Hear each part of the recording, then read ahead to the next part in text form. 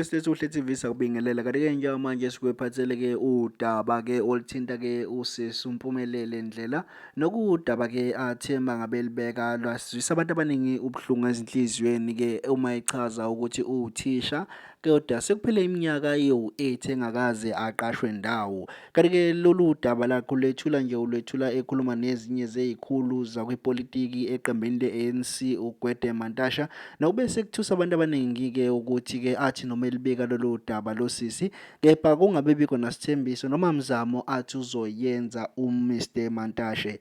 Kanti ngibukele isilethu uhle TV ngalinye ukuchitha isikhathi-ke nanti-ke ividiyo esikucaphunele yona ethinta lolu daba-ke esikhuluma ngalo.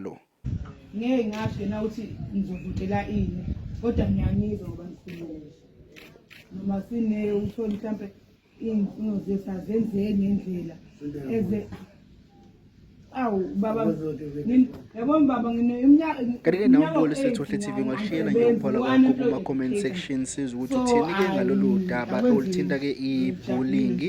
Kanti-ke ungakhohlwa ncofoza subscribe button ukuze siqhubeke sikwethule zonke ezingenayo. Usongena ku-database yaseKing's baba konke I've done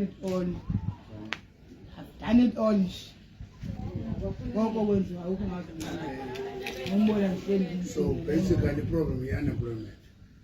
Unnecessary problem kodwa phela ukuvota sovota. Okay. Siphela ke nivotele yini? Uvota ngevota. Sicela vote in secret. And lost to ANC.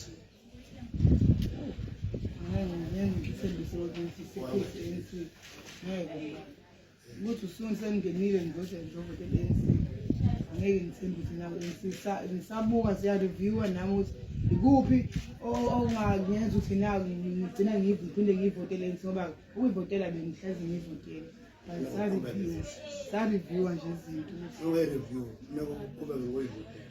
hayi phela baba And uphokwe ndiyacela. And uphokwe ndiyacela. Big difference. ngiyabona isicelo sakho. Okay. Look, asambeni.